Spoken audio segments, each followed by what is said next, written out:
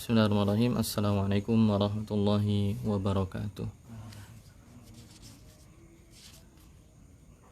Alhamdulillahi wassalatu wassalamu ala rasulillah wa ala alihi wa sahbihi wa man walah, amma ba'du. Sahabat sekalian yang dirahmati oleh Allah Subhanahu wa taala, teman-teman sekalian yang saya muliakan, kaum muslimin dan muslimat, yang semoga Allah Subhanahu wa taala mengangkat derajat kita dengan ilmu, mengangkat derajat kita di hadapan Allah Subhanahu wa taala dengan ilmu, sebagaimana Allah janjikan, yarfa'illahu alladhina amanu minkum walladhina utul ilma darajat. Allah akan mengangkat derajatnya orang-orang yang beriman di antara kalian, dan tentunya orang-orang yang derajatnya diangkat beberapa derajat lebih tinggi daripada yang lain. Maka di sini kita tetap berusaha beristiqomah untuk menuntut ilmu agama, berusaha untuk istiqomah untuk mengangkat kebodohan dalam diri kita, sebagaimana dalam perkataan yang masyhur Imam Ahmad bin Hanbal rahimahullahu taala menyebutkan bahwa menuntut ilmu agama itu pahalanya tidak bisa ditandingi dengan amalan ibadah yang lain. Beliau mengatakan, talabul ilmi la ya'diluhu syai'un idza sahhat niyatuhu. Menuntut ilmu agama itu keutamaannya, pahalanya tidak bisa ditandingi dengan ibadah yang lain jika niatnya benar. Seorang yang menuntut ilmu agama niatnya benar, maka ini merupakan suatu keutamaan yang besar yang melebihi keutamaan dari ibadah-ibadah yang lain. Dan bagaimana seseorang dikatakan niatnya benar, yaitu antan wiyaraf al-jahli an nafsika wa an ghairika, yaitu ketika kita menuntut agama itu, menuntut ilmu agama, tujuannya untuk mengangkat kebodohan dalam diri kita. Ini yang prioritas, yang utama. Yang kedua, kalau kita sudah punya bekal, maka kita share, kita bagi, kita juga berusaha untuk mengangkat kebodohan dalam diri saudara-saudara kita, jadi bermanfaat bagi orang lain. Makanya dalam hadis yang lain Nabi mengatakan, khairun nasi anfa'uhum linnas, sebaik-baik manusia itu yang bisa bermanfaat untuk orang lain, terlebih jika manfaatnya berkaitan dengan ilmu agama. Ya, saudara-saudari kaum muslimin yang dimuliakan oleh Allah Subhanahu wa taala, kita akan melanjutkan pembahasan menyongsong bulan Ramadan, membekali ilmu yang berkaitan dengan ibadah-ibadah yang ada di bulan Ramadan, yang mana di pertemuan-pertemuan yang lalu kita membahas tentang perkara puasa. Insyaallah pada kesempatan kali ini kita akan membahas tentang sholat malam atau qiyamul lail, sholat lail, yang mana itu di dalamnya nanti ada pembahasan sholat tarawih, ya, yang mana sholat tarawih itu kita kerjakan nanti di bulan Ramadan insyaallah. Sebelum kita masuk kepada materi pembahasan, ada beberapa pertanyaan di pertemuan yang lampau. Yang pertama, ada yang bertanya, bagaimana caranya mengqadha puasa orang tua yang sudah meninggal dan kita tidak tahu berapa hari yang ditinggalkan. Jadi bagaimana caranya mengqadha puasa dari orang tua yang sudah terlanjur wafat, sedangkan kita tidak tahu jumlah pasti hari yang ditinggalkan. Di sini kemarin sudah dibahas, ya, bahwa puasa orang tua yang meninggal diqadha oleh walinya itu kemarin ada pembahasannya. Jadi tidak dalam semua kondisi diqadha, alias walinya itu mengqadha ketika si orang tua yang meninggal tadi atau pihak yang meninggal tadi, dia sejatinya punya waktu untuk mengqadhanya, namun ya, dia tidak segera mengqadhanya sampai wafat. Saya ulangi, kemarin ada dua pembahasan bahwa kalau ada orang yang sakit misalnya atau punya uzur, kemudian setelah bulan Ramadan ada waktu luang dan dia di waktu luang itu tidak segera menggugurkan tanggungannya, di waktu luang itu tidak segera untuk membayar hutangnya, sampai kemudian dia meninggal, ya meninggal mendadak misalnya, yang seperti ini baru yang diqadha oleh anaknya atau oleh walinya, diwakilkan oleh walinya.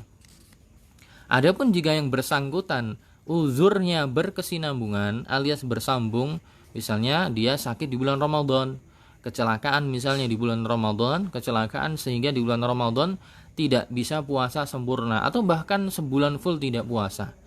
Ternyata sampai selepas bulan Ramadan keadaannya tidak kunjung baik, keadaannya tidak kunjung semakin sehat, tapi uzurnya berlanjut sampai beliaunya wafat.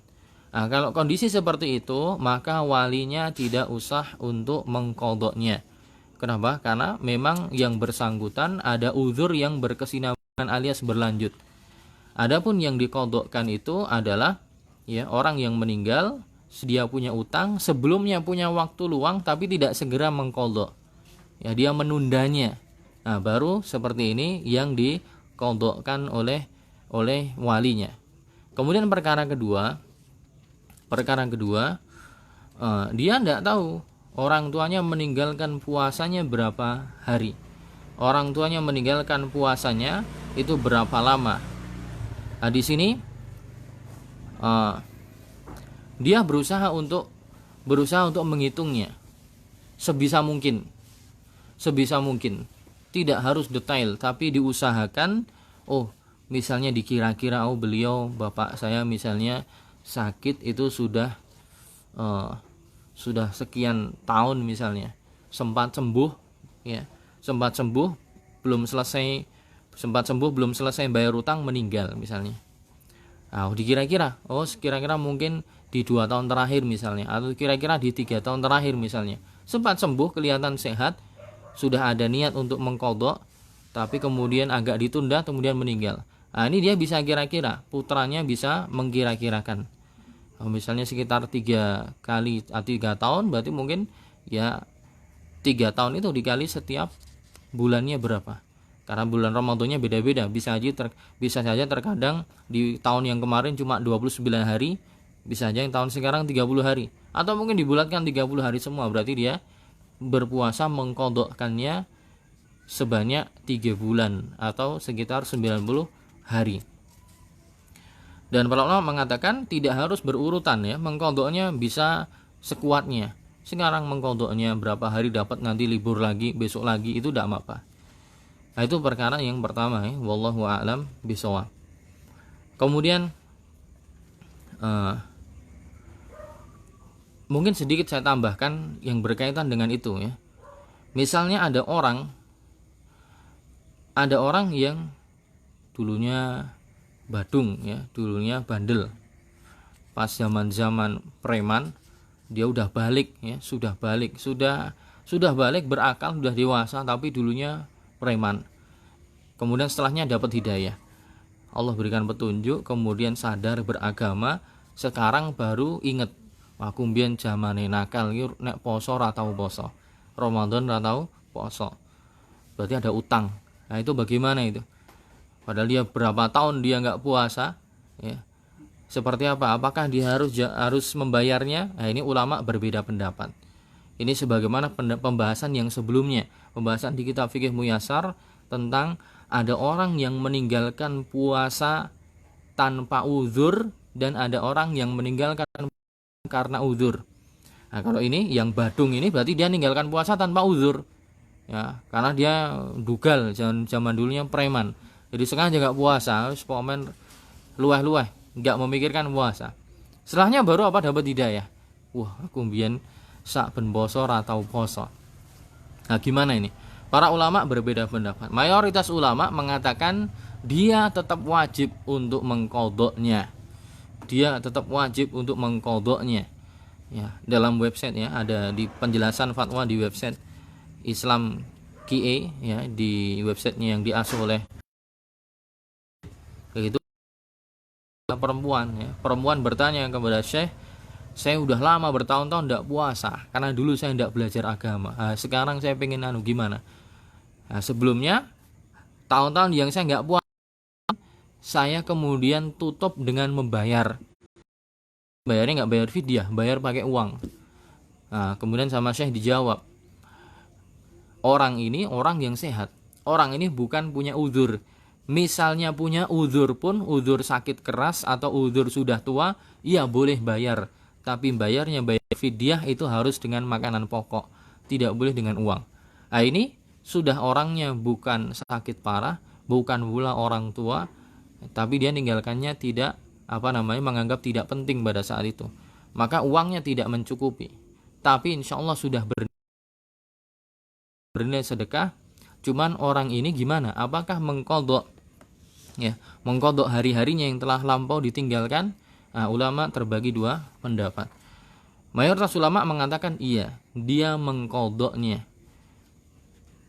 Jumlahnya lupa, dikira-kira sebisanya. Dan Allah la yukallifullahu nafsan illa wus'aha. Allah tidak membebani suatu kaum, seseorang kecuali sesuai batas kemampuan dia. Ya, dia kemampuannya ngira-ngiranya kayaknya saya 10 tahun tidak puasa. Ya udah. Ya, 10 bulan dia dia sahur.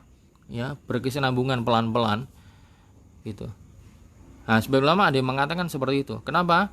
Ya, mungkin salah satu dalilnya adalah kalau orang nggak puasa karena udzur syar'i saja disuruh mengganti, apalagi yang nggak udzur syar'i. Yang punya udzur syar'i, faman kana minkum maridun aw ala safarin fa'iddatun min ayyamin ukhar. Barang siapa di antara kalian yang sakit atau sedang safar, maka dia nggak puasa, mengganti di hari yang lain. Yang ada udzur syar'i saja disuruh untuk mengganti, apalagi yang terang-terangan tidak ada udzurnya, maka disuruh untuk menggantinya. Jumlahnya berapa lupa, kira-kira semampunya. Sisanya ditutup dengan istighfar dan taubat. Ini pendapat mayoritasnya. Mayoritas ulama mengatakan seperti itu. Sebagian ulama yang lain, ya, termasuk pendapatnya Ibnu Hazm Az-Zahiri, beliau mengatakan yang seperti ini tidak dituntut untuk mengqadha. Wah, ini angin segar bagi mereka, ya. Jadi beliau mengatakan, ya, Ibnu Hazm mengatakan annahu la yusyra' lahul qadha idza aftara muta'ammidan bighairi uzrin. Tidak ada syariat atau tidak ada aturan bagi dia untuk mengqadha bagi orang yang berbuka alias tidak puasa tapi tanpa uzur. Ala aslihi annal ibadah al-muaqqatah muhaddadah at-tarafain. Karena ibadah-ibadah ini ibadah yang sudah ditentukan waktunya. Ramadan yang 10 tahun yang lalu ya untuk 10 tahun yang lalu. Untuk waktu itu saja. Beda kalau yang meninggalkannya karena uzur. Kalau yang meninggalkannya tanpa uzur ada nasnya jelas.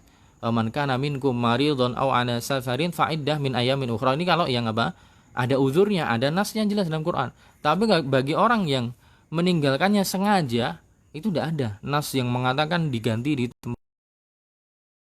Mana hadis yang laki-laki yang berhubungan badan dengan istrinya di siang hari terang-terangan di bulan Ramadan itu, di hadis itu juga Nabi cuman menyuruh dia untuk bayar kafarah, tapi tidak untuk mengqadha bagi dia. Jadi cuma disuruh taubat yang bayar kafarah. Ini pendapat Ibnu Hazm, ya. Kalau pendapat yang lain, ulama yang lain mengatakan tetap mengqadha. Kenapa? Tadi pakai mafhum muwafaqah atau qiyas aula. Mafhum muwafaqah itu kalau yang meninggalkan karena udzur saja disuruh ganti, apalagi yang tidak karena udzur. Ibnu Hazm mengatakan itu kan memang nas yang khusus untuk orang yang meninggalkan karena udzur. Kalau yang tanpa udzur tidak ada, maka tidak disuruh untuk mengqadha. Bagi beliau seperti itu. Tapi dituntut untuk bertobat dengan taubat yang sesungguh-sungguhnya, taubat nasuha, istighfar. Tapi kalau dia nggak tobat dengan sesungguh-sungguhnya, ya nanti akan tanya di yaumul qiyamah. Nah, ini ada dua pendapat. Kalau pengen lebih nyaman, tentram, damai, mungkin mengambil pendapat jumhur, dia tetap mengqadhanya. Ya, tapi misalnya mengambil pendapat Ibnu Hazm, berarti dia harus tobat dengan sesungguh-sungguhnya. Karena Ibnu Hazm mengatakan tidak mengqadha, tapi dia harus bertobat istighfar.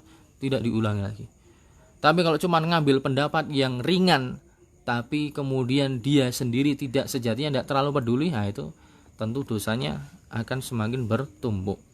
Nah itu apa namanya? Nah, berkaitan dengan soal pertama. Berkaitan dengan soal kedua. Nah, sekarang permasalahannya kalau orang ini meninggalkan puasa karena uzur. Orang ini meninggalkan puasa karena uzur. Cuman dia lupa berapa hari ya kemarin saya sakit gitu. Dia sakit, cuman dia lupa harinya berapa. Apakah 5 hari atau 6 hari? Antara 5 sama 6. Maka di sini dia ngambil jumlah yang terkecil, yaitu dia puasa 5 hari, bayar utang 5 hari. Dia lupa, saya kemarin sakitnya 5 hari atau 6 hari ya. Kalau 6 hari berarti saya bayar utang 6 hari. Kalau 5 hari berarti saya bayar utang 5 hari. Mana yang diambil? Jumlah yang terkecil, yaitu 5 hari. Kenapa? Karena kaidah fikihnya mengatakan al-yaqinu la yazulu bisyak. Sesuatu yang yakin tidak bisa dihilangkan dengan sesuatu yang ragu-ragu. Ketika seseorang mengambil puasa utangnya cuma 5 hari, itu lebih yakin. Adapun kalau 6 hari ragu-ragu. Maksudnya nek aku ketoke wingi kemarin kayaknya enggak puasanya 6 hari, ragu-ragu. Tapi kalau 5 hari itu lebih yakin. Dan hukum asal seseorang pun bara'atu zimmah. Hukum asal seseorang itu tidak mendapatkan beban syariat. Maksudnya gimana? Kalau dia ditambah satu lagi jadi 6 hari, maka tambahannya itu dipertanyakan. Dan hukum asal seseorang itu tidak ada beban syariat kecuali dengan sesuatu yang yakin gitu. Jadi intinya kalau ada orang yang meninggalkan puasa karena uzur, tapi dia lupa berapa lama dia tinggalkan. Saya kemarin haidnya berapa lama ya? Apakah 6 hari atau 7 hari? Atau orang sakitnya saya berapa lama ya? Apakah 5 hari atau 6 hari? Maka diambil bilangan yang terkecil. Nah, itu pendapat yang disampaikan oleh Syekh Muhammad bin Shalih Al-Utsaimin rahimahullah taala. Terakhir pertanyaan, jika ada perempuan yang hamil, ya ini pertanyaan dari Syekh Sulendra ya. Syekh Sulendra bertanya dari Mas Sul,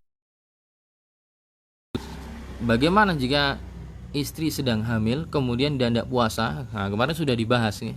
Seorang perempuan yang hamil yang dia takut kalau puasa memudoroti dirinya atau puasa memudoroti janinnya, boleh bagi dia untuk tidak berpuasa, ngambil rukhsah.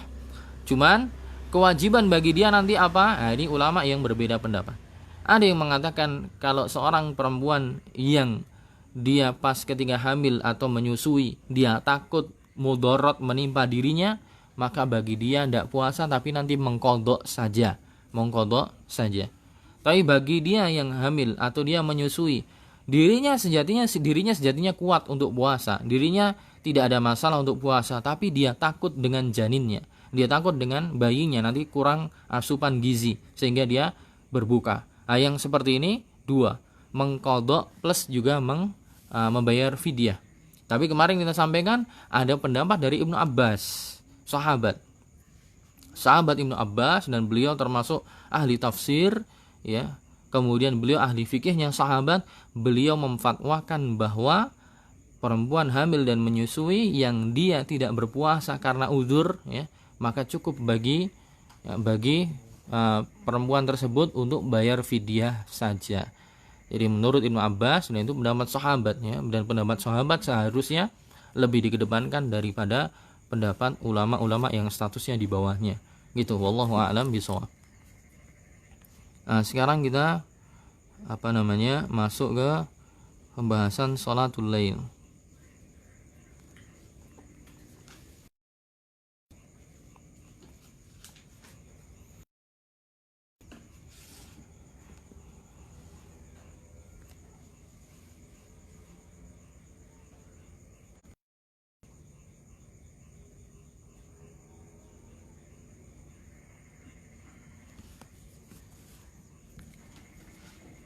Apa bedanya sholat tahajud, sholat lail, sholat tarawih, sholat witir gitu. Sholat tarawih, ada istilah sholat tarawih, kemudian tahajud, wa minal laili fatahajjad bihi nafilatan laka asa an yab'atsaka rabbuka maqaman mahmuda. Dan di sebagian malam maka bertahajudlah engkau wahai Muhammad sebagai nafilah bagi dirimu. Semoga Allah membangkitkan dirimu diberikan kedudukan yang terpuji, kedudukan yang mulia. Ada istilah tahajud, ada istilah tarawih, salat tarawih, kemudian juga salat witir, salat malam. Adapun salat tarawih, wallahu a'lam bishawab, itu sejatinya di hadis tidak ada istilah tarawih. Istilah yang dipakai oleh para ulama. Tarawih itu artinya istirahat. Dari kata atau berkaitan dengan istirahat, istirahat. Istirahat itu dari bahasa Arab. Tarawaha yatarawahu, yatarawah. Tarawih artinya istirahat. Ya, kalau nggak keliru penjelasan Ibnu Hajar al-Asqalani, kenapa dikatakan salat tarawih? Karena salatnya ada istirahatnya. Ada istirahatnya. Ya, jadi salat 2 rakaat. Kemudian salat 2 rakaat, istirahat sejenak. Istirahat sejenak baru kemudian bangkit lagi, salat lagi. Ada istirahatnya. Jadi tidak buru-buru. Makanya dikatakan salat tarawih. Para ulama menjelaskan, ya, Syekh bin Baz rahimahullah taala dan ulama-ulama yang lain, kemudian dalam fatwa di majelis fatwa di negara Yordania dan yang lainnya, dikatakan bahwa salat tarawih, salat tahajud itu ya salat malam. Itu adalah salat yang dikerjakan di malam hari setelah Isya, ya. Setelah Isya sampai sebelum subuh. Setelah Isya sampai sebelum subuh. Ini namanya qiyamul lail. Jadi salat yang dikerjakan selepas Isya sampai sebelum subuh. Batas akhirnya sampai waktu fajar. Nah, ini salat lail. Entah dilakukan di awal waktu atau di akhir waktu, sebelum tidur atau selepas tidur. Kalau dilakukan namanya tahajud. Tahajud dia seorang bangun tidur, kemudian dia sholat. Jadi dilakukan setelah bangun tidur. Ada juga yang di awal waktu, dan sebelum tidur, tarawih, tapi dia khusus dilakukan, ya, lebih khusus dilakukan di bulan Ramadan. Selepas sholat Isya langsung kemudian dikerjakan di awal waktu. Dan tahajud, sholat tarawih itu tadi masuk dalam kategori sholat malam. Sholat witir juga sama. Sholat witir juga masuk kategori sholat malam, tapi dia sebagai penutup dari sholat malam tersebut, ya. Sebagai penutup bagi sholat malam tersebut. Dan witir itu artinya ganjil. Al-witru al-diddu asy-syafa'. Asy-syafa' artinya genap, al-witru artinya ganjil. Dalam hadis riwayat Bukhari dan Muslim, Nabi mengatakan, "Sholatul laili masna masna, fa idza khasyiya ahadukumus subha, shalli salatan wahidatan tutiru ma qad shalla." Salat malam itu dilaksanakannya 2-2. Jika salah seorang dari kalian takut akan masuk waktu subuh, maka kemudian dia salat dengan salat maksudnya 1 rakaat. Menjadi witir, ya, ganjil penutup dari apa yang salat yang dilakukan sebelumnya. Jadi salat genapnya ditutup dengan salat witir. Gitu. Jadi intinya salat malam, salat lail itu makna secara umumnya, setiap sholat tarawih pasti sholat malam. Sholat witir pasti sholat malam. Setiap sholat tahajud pasti sholat malam. Tapi sholat malam belum tentu sholat tahajud. Sholat malam belum tentu sholat tarawih. Sholat malam belum tentu tetap sholat witir. Maksudnya sholat malam itu lafaz yang lebih umum.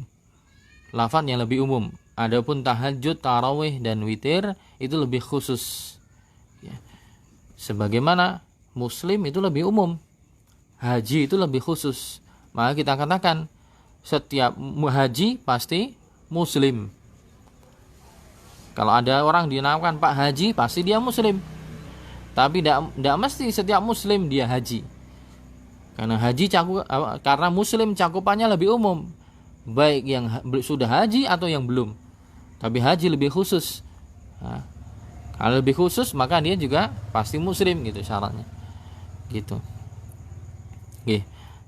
Nah, ini kita bahas karena nanti di Ramadan kita akan melaksanakan sholat tarawih. Nah, kita akan bahas tentang sholat lail dan sholat witir dari kitab Bughyatul Mutatawwi' fi Sholati Tatawwu' yang ditulis oleh Syekh Umar Bazmul, Salim Umar Bazmul hafizallahu taala. Nah, di sini pertama kita akan membaca keutamaannya. Keutamaan sholat lail, sholatul lail wal witri, sholat malam, sholat witir, keutamaannya apa? Disebutkan ada banyak hadis yang menyebutkan tentang keutamaan dari sholat tersebut. Disebutkan misalnya dari hadis riwayat Muslim dari Abi Hurairah radhiyallahu anhu, beliau mengatakan bahwa Rasul bersabda, afdhalus siyami ba'da Ramadan syahrullahil muharram wa afdhalus salati ba'dal fariidah salatul laili, akhrajahu Muslim. Nabi mengatakan sebaik-baik puasa selepas bulan Ramadan adalah puasa di bulan Muharram, bulan Suro. Dan sebaik-baik sholat setelah sholat wajib adalah sholat malam. Hadis riwayat Muslim. Juga disebutkan dalam hadis yang lain riwayat Imam At-Tirmidzi dan Imam Hakim dari Abu Usamah Al-Bahili dari Rasulullah SAW bahwa beliau mengatakan alaikum biqiyamil lail, wajib atas kalian untuk melakukan sholat malam. Nah, ini kata wajib nanti akan ada beberapa hadis yang seakan-akan menunjukkan bahwa sholat malam itu wajib. Ya, tapi nanti hadis-hadis yang mengatakan wajib tadi nanti dikompromikan dengan hadis yang lain sehingga akhirnya sholat malam itu tidak wajib, tapi dianjurkan gitu. Walaupun nanti sebagian ulama ada yang mengatakannya wajib. Ya, di sini Nabi mengatakan alaikum biqiyamil lail, atas kalian wajib melakukan qiyamul lail, fa innahu da'bus shalihin, karena qiyamul lail itu kebiasaan orang-orang soleh di masa lampau. Da'bus shalihina qablakum, kebiasaan orang-orang soleh di masa lampau itu melakukan sholat malam. Dan ini yang banyak kita tinggalkan ya. Saya sendiri ya, termasuk saya sendiri mengakui susah untuk sholat malam itu. Boro-boro sholat malam. Kadang kita sholat rawatib saja banyak bolong-bolong ya. Keburu pengen pulang, keburu ada urusan yang lain, apalagi tambah sholat malam. Maka Nabi mengatakan itu kebiasaan orang-orang soleh di masa kalian, sebelum kalian. Makanya orang-orang dulu, kenapa mereka kuat berdakwah? Kenapa segala cercaan, tekanan, kemudian tantangan ketika berdakwah ketemu orang yang benci, bahkan terkadang mengancam nyawa mereka, para nabi dan rasul atau para sahabat orang-orang soleh yang di masa lampau. Kenapa mereka kuat? Karena mereka ada masa-masa mereka SWT. Masa-masa mereka berkhulwat berdua bersama Allah, yaitu ketika sholat malam. Ini kebiasaan orang-orang saleh di masa lampau. Wa huwa qurbatun lakum ila rabbikum, dan itu termasuk hal yang mendekatkan kalian ya kepada Tuhan kalian. Wa mukaffiratun lisayyi'at, itu menghapuskan dosa-dosa yang telah dilakukan. Wa manhatun 'anil ismi, dan melarang atau menangkal dari perbuatan-perbuatan dosa. Kemudian dalam hadis yang lain ya, riwayat Ahmad dan Ibnu Abi Syaibah dari Abdullah bin Amr bin As bahwa Nabi mengatakan innallaha zadakum salatan, Allah menambah untuk kalian sebuah salat, fahafizu 'alaiha, maka jagalah salat itu baik-baik ya. Wahiyal witru, itu adalah salat witir. Dan nanti sepertinya akan ada pembahasan. Intinya sejatinya kita boleh sholat sebelum tidur itu boleh. Kalau memang kita tidak tidak yakin nanti bisa bangun malam, boleh sebelum tidur. Witir misalnya, cuma 1 rakaat ada masalah. 1 rakaat, 3 rakaat sebelum tidur. Dan itu salah satu wasiat yang Nabi berikan kepada Abu Hurairah radhiyallahu anhu. Beliau mengatakan, "Ausani khalili bi salatin." Ya, kekasihku memberikan aku wasiat dengan 3 perkara. Salah satu wasiat yang diwasiatkan kepada Abu Hurairah, beliau mengatakan, "An utira qabla an anam." Saya disuruh witir sebelum saya tidur. Maksudnya kalau tidak memungkinkan untuk sholat malam, maka boleh sebelum tidur untuk sholat witir terlebih dahulu. Itu beberapa hal hadis berkaitan dengan keutamaan sholat witir, atau juga masuk kategori sholat malam. Hukumnya apa? Ya. Hukumnya sholatul laili sunnah mustahabbah. Sholat malam itu hukumnya sunnah. Wal witru fi akhiriha sunnah muakkadah. Jadi melakukan sholat malam di sini mungkin ini yang dimaksud yang genap, yang 2 rakaat. Adapun kemudian witirnya, walaupun witir itu juga masuk kategori sholat malam, adapun witirnya di akhir setelah melakukan sholat yang genap itu lebih ditekankan sunnah muakkadah. Ada beberapa hadis yang kita akan baca, contohnya dari Abdullah bin Amr dari Nabi SAW, beliau mengatakan, "Ij'alu akhira salatikum bil laili witra." Jadikanlah akhir salat kalian di malam hari witir. Hadis riwayat Bukhari dan Muslim. Nah, ini sejatinya apa? Ij'alu di sini fi'lul amr. Dan kalau kita belajar usul fikih, ya, al-amrul mutajarrid 'anil qara'in yufidul wujub. Suatu perintah yang kosong dari qarinah, atau satu perintah yang kosong dari qarinah. Qarinah itu adalah bahasa Indonesianya itu sesuatu yang memalingkannya, atau ada istilah yang lain, indikator lain. Jadi kalau ada perintah dari Allah, tidak ada indikator dari dalil yang lain bahwa perintah ini bisa berkurang, maksudnya statusnya berkurang, maka hukum asalnya adalah wajib. Jadi sesuatu yang diperintahkan hukum asalnya wajib, kecuali nanti ada pemalingnya dari dalil yang lain. Gitu. Nah, di sini Nabi mengatakan ija'alu, pakai fi'il amr. Makanya nanti sebagian ulama ada yang mengatakan sholat witir itu wajib. Ya, kalau tidak keliru madhab Hanafiyah, madhabnya Abu Hanifah, itu mengatakan bahwa sholat witir itu wajib. Makanya saya dulu ketika di Libya punya teman-teman yang datang dari negara-negara yang mayoritas fikihnya pakai fikih Hanafi, pakai fikihnya Abu Hanifah. Itu mereka pasti setelah sholat isya, itu setelah mereka sholat ba'di 2 rakaat, mesti tambah witir. Entah cuma 1 rakaat atau 3 rakaat. Karena mereka menganggap witir itu wajib. Ya. Memahami hadis-hadis tentang apa? Ini diperintahkan ij'alu akhira salatikum bilaili witra. Juga ada hadis yang lain. Ya. Hadis riwayat Ahmad dan Abu Dawud dari Abdullah bin Buraid. Dia mengatakan, sami'tu Rasulullah, saya mendengar Nabi SAW mengatakan, al-witru haqqun. Witir itu hak. Hak itu maksudnya wajib. Gitu. Nah, saya dulu punya teman dari Cina, ya, Xinjiang, yang sekarang wilayah Uighur itu. Mereka mayoritas fikihnya pakai Hanafi. Dari Afghanistan, itu mereka juga fikihnya Hanafi. Yang pernah saya lihat, pokoknya mereka setelah sholat isya, kemudian setelah itu sholat ba'diyah 2 rakaat, kemudian masih ditambah ganjil. Entah cuma 1 rakaat, entah juga 3 rakaat. Terserah mereka, yang penting ada sholat witirnya. Gitu.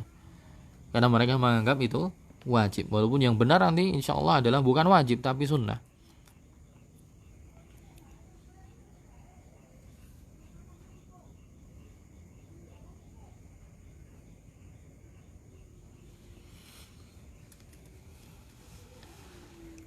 Di sini dikatakan Syekh Umar Bazmul, lakin warada ma yadullu ala anna salatal lail wal witri laisata bihad.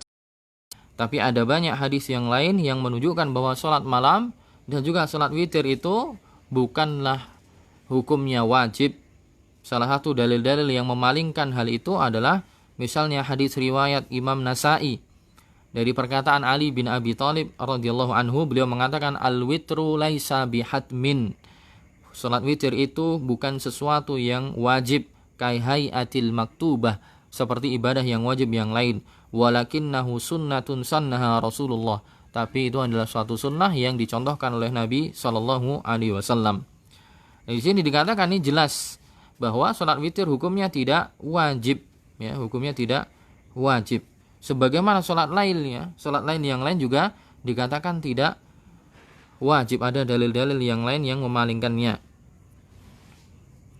Contohnya,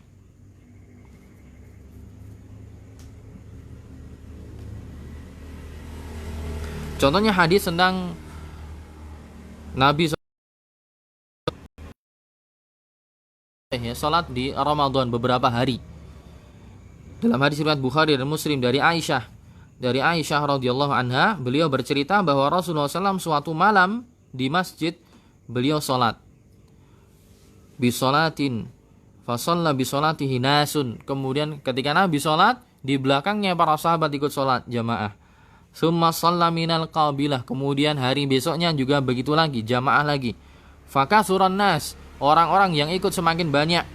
Summa ijtama'u minal lailatis tsalitsah awir rabi'ah, kemudian di malam ketiga atau malam keempat sahabat ikut kumpul lagi, ingin sholat jamaah lagi bersama Nabi. Falam yakhruj ilaihim, tapi di kala itu Nabi enggak keluar lagi.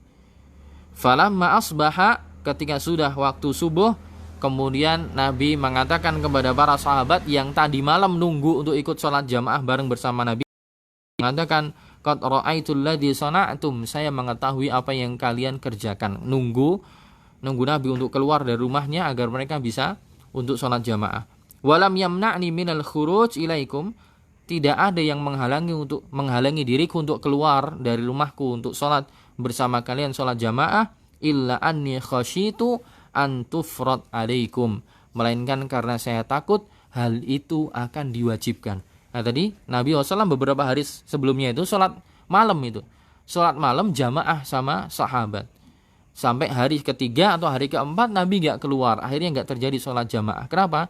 Karena Nabi takut itu diwajibkan. Nah, kata Nabi takut itu akan diwajibkan menunjukkan bahwa sebelumnya belum wajib. Poinnya di situ. Nabi SAW mengatakan itu takut akan diwajibkan karena sebelumnya tidak wajib. Wa dzalika fi Ramadan.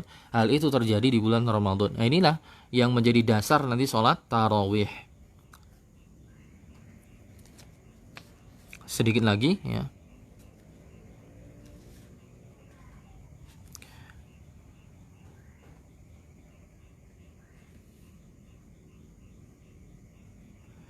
Dikatakan di sini, wa minal adillah ala adami wujubi sholatil lailil wal witri, dan termasuk dari dalil yang menunjukkan tidak wajib masa baqa'an Abi Hurairah radhiyallahu anhu.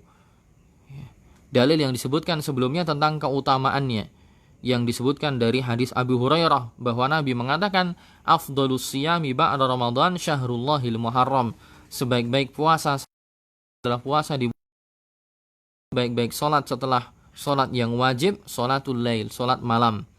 Fihi dalalah ala adami wujubi sholatil lail. Dari hadis tadi menunjukkan ya, tidak wajibnya sholat malam. Idh fadala baina sholatil lail wa sairis sholawat ghairil faridah. Karena Nabi SAW sedang membandingkan antara sholat bukan wajib. Wa qarana fit tafdil baina shiyami syahrillahil muharram wa sholatil lail. Dan Nabi SAW di situ menyandingkan antara pembandingan sholat lail dengan sholat sunnah yang lain, disandingkan dengan puasa di bulan Muharram. Siyamu syahrillahil muharram laisa wajib, dan kita tahu bahwa puasa di bulan Muharram itu tidak wajib. Fakadal sholat juga sama, sholat malam juga tidak wajib. Maksudnya mengatakan sebaik puasa setelah bulan Ramadan adalah puasa di bulan Muharram, dan kita tahu puasa di bulan Muharram itu tidak wajib. Setelahnya Nabi kemudian membandingkan bahwa sebaik-baik sholat setelah sholat wajib malam, ya. Nah, sholat malam ini lebih baik daripada sholat-sholat sunnah yang lain. Nah, sebagaimana puasa di bulan Muharram yang bagus ini itu bukan sesuatu yang wajib sebagaimana puasa Ramadan, maka juga sholat malam yang bagus ini juga dia tidak wajib, ya, sebagaimana wajibnya sholat fardu, ya. Wallahu a'lam bishawab. Jadi intinya kemudian hasil akhirnya adalah wal maksud anna majmu'a hadhihi nusus. Nah, intinya maksudnya adalah semua nas, semua dalil yang disebutkan tadi menunjukkan tidak wajibnya sholat malam dan witir, dan ini adalah indikator qarinah sharifah. Ini adalah indikator-indikator yang memalingkan, ya, memalingkan hadis-hadis yang mengatakan wajib, ya, yang wajib itu dipalingkan dengan hadis-hadis yang lain, ya, sharifah minal wujub ilal istihbab, memalingkannya dari makna yang wajib kepada yang sunnah. Jadi yang dalil-dalil yang mengatakan tadi bahwa ij'alu akhira sholatikum billaili witron, kemudian al-witru hakkun yang maknanya sekilas seperti wajib, dipalingkan dengan hadis-hadis yang lain yang kemudian endingnya hukumnya adalah mustahab atau dianjurkan. Ya, itu berkenaan dengan hukumnya, dan insyaallah di kesempatan yang akan datang kita bahas tentang waktu, ya, awal waktu salatil lail wal witri wa akhirih, alias membahas tentang permulaan waktu salat malam dan akhirnya, dan juga pembahasan-pembahasan yang lain, jumlah-jumlahnya, ya, jumlah salat malam berapa rakaat, ya, itu nanti akan dibahas. Ya, mungkin sementara itu dulu. Wallahu a'lam bishawab. Ya, kita cukupkan sekian. Subhanakallahumma bihamdika asyhadu an la ilaha illa anta astaghfiruka wa atubu ilaik. Assalamualaikum warahmatullahi wabarakatuh.